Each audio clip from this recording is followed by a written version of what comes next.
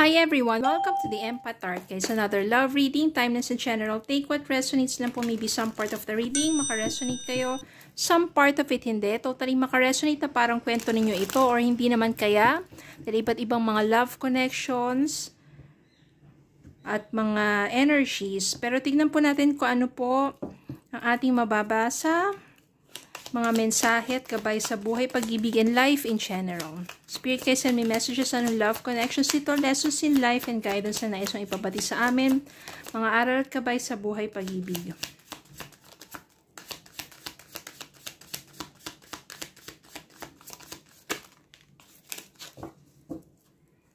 Spirit, guys, send me messages. Anong love connections ito? Lessons in life and guidance na nais mong ipabati sa amin. Mga aral at gabay sa buhay, pag-ibig.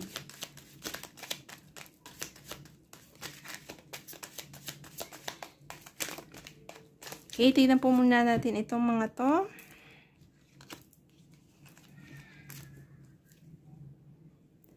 Okay, we have here 7 of Swords, Knight of Swords, the Chariot, 10 of Swords, Wheel of Fortune, bottom of the deck.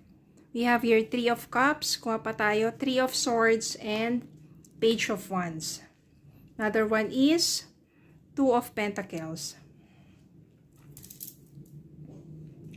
7 of Swords, lies. May ginawang kasinungalingan yung person mo. Maaring meron siyang itinago sa yung katotohanan na eventually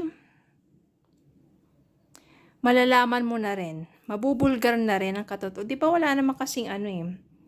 Wala naman talagang maitatago. Lalabas at lalabas din talaga yung mga ano na yan, mga kasinungalingan na yan. At dahil doon, sobrang sakit, pain. Heartbroken ka sa ginawa ng person mo. Dahil wala nga doon yung kanyang, sabihin natin yung kanyang, masasabi nating honesty. O kaya, napakasakit para sa'yo ng ginawa ng person mo. Ano mang kasinungalingan yan, kung may third party man or sa ibang bagay, masakit din para sa'yo. Kasi dapat, iba na dun yung honesty sa isa't isa, yung communication, and yung trust, yung tiwala talaga. Pero I can sense here, walang third party dito. Ibang klase or iba yung dahilan. Iba yung naging dahilan bakit siya nakapagsinungaling sa'yo or bakit nakapagtago siya sa'yo ng katotohanan. Pwede kasing money. Money involved dito or may mga ibang katotohanan sa pagkatao niya na hindi niya masabi sa'yo, sa kanyang mga nakaraan. Pwede naman ganun. Not necessarily na may third party agad. Diba? Then, maaring dahil sobrang saktan ka, break up. Diba? Parang, tama na, tigilan na natin to. Hindi mo ako pinagkatiwalaan. Sobra ako nasaktan. Mga ganong bagay. Bakit ka nagsinungaling sa akin? Itigil na natin to. Pero I can sense here na itong 10 of Swords dito is the ending of a chapter ng relationship ninyo. Chapter lang to ng relationship ninyo na masakit. No? Na mahirap. And ibig sabihin, kapag may ending isang chapter, merong new chapter will begin. Kaya magsisimulang panibagong kabanata sa inyong relasyon na mas magiging maganda. Sa inyong paghihiwalay, mas nag-focus ka or mas sabihin natin, nagbigay ka ng atensyon sa mga bagay na gusto mong gawin. Siguro ito yung mga pangarap mo na hindi mo magawa, times na kayo pang dalawa, 'di ba? Napipigilan ka, masyado ka na control, mga ganong bagay. Pero ito, at least dito, mas naiisipan mo na siya na gawin cheerfully, no? And being optimistic sa mga bright ideas mo, yan. Sa mga nais mong gawin sa buhay mo. If you love music, sports, business, kung ano yung passion mo, 'di ba? Mas nagagawa mo siya ngayon. At maganda dito kasi nagiging busy ka.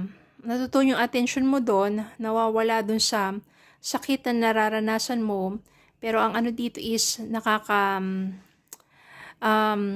nakangiti ka sa harap ng ibang tao pero deep inside, 'di ba? malungkot ang puso mo. Pero dito, busy ka. Napaka-busy ka kaliwat kanan sa mga gawain mo. Diba? Pero mas maganda doon is nafo-focus yung or nadadivert yung attention mo sa ibang bagay. And yung mga panahon na busy ka, yung person mo naman, maaring may kinakaharap yan na problema na gusto niyang solusyonan sa sarili niya at gusto niyang ayusin yung sarili niya. Kaya naman darating yung time dito na kapag okay na siya, naayos na niya sarili niya, hahanapin ka niyan, babalik yan sa'yo at nais niya makausap ka kasi hindi ka naman nawala sa isipan niya, lalong-lalo na yung mga nagawa niyang pagkukulang o mga pagkakamaling nagawa niya sa'yo. Gusto niyang hindi man mabawi pero gusto niya na maituwid. Diba? Yung mga pagkakamaling yon. Gusto niyang magsimula kayong muli. And dito, I can sense na sa tulong ng inyong mga kaibigan, magkakausap muli kayo. Sa tulong ng mga mutual friends ninyo, no, mabibigyan daan ang inyong pagkikita, pag-uusap, heart to heart. At doon, maaari o mafe-feel mo na sincero siya sa kanyang mga paghingi ng patawad. And yung the chariot dito is ibig sabihin overcoming obstacles. No, ano man yung naging problema ng inyong relasyon ay inyong sabihin natin malalagpasan. Kaya nga yung chapter na yon na masakit at mahirap sa inyong relasyon ay nagtapos na. A new chapter will begin which is a new beginning. And ito talaga yung destiny ninyong dalawa. Destiny talaga kayo and natuto na naman kayo sa inyong mga pagkakamali at saka meron namang forgiveness dito. And this destiny will lead you into good fortune or good lucks or you will be blessed together. Dahil sincero siya sa kanyang pagbabago, paghingi ng patawad. Ito, Knight of Swords din kasi big changes eh. Malaking pagbabago doon sa person mo. Lalo na kung wala na siyang issue sa sarili niya, sa kanyang mga nakaraan, or sa kanyang kakayahan, sa mga bagay na dapat alam na rin niya, natuto na rin kasi siya eh. So dapat pinagkatiwalaan ka niya, sinabi niya lang yung totoo sa'yo, hindi na niya tinago pa. Sana nagtulungan kayong dalawa kung ano man yung naging problema niya. Tingnan pa po natin. Meron ditong Three of Pentacles, teamwork, ayan. So sa inyong muling pagbabalikan, magkakaroon na ng trust and teamwork, cooperation ng isa't isa, wala nang kailangan itago pa. And Nine of Wands, resiliency. So ano man yung mga battle ninyong dalawa, inyong mapapagtagumpayan, inyong mapapaglabanan na magkahawak kayo ng kamay. Tingnan po natin ang message para sa inyo.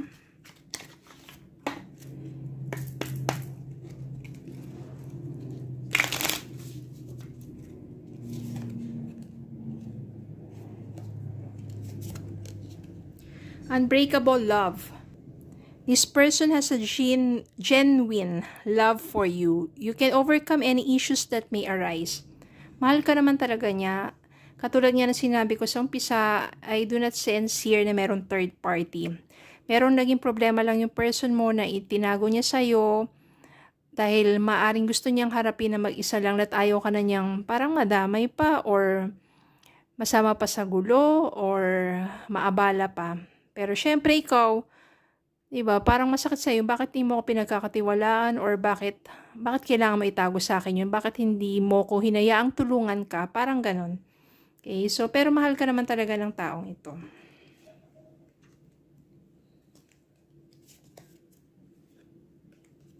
You are enough. The person you are meant to be with will love you the way you are. You don't need to change. Dahil para sa kanya, you are enough. Okay, so yun lang. Ganun naman talaga minsan mga kwento ng mga iba't ibang mga relasyon. Kapag meron kayong pinagdaanan, ibig sabihin, maaring isang chapter lang yan ng buhay ng inyong relasyon. And another chapter begins. This time, it will be for the better. Okay, yung mga natutunan ng mga lessons, and yung mga forgiveness, and ready to start over again. Ganun lang po. Okay, so yun lang po. Maraming salamat po for watching. Please don't forget to like, share, comment, subscribe, follow me on Facebook and YouTube. Have a good day po and God bless.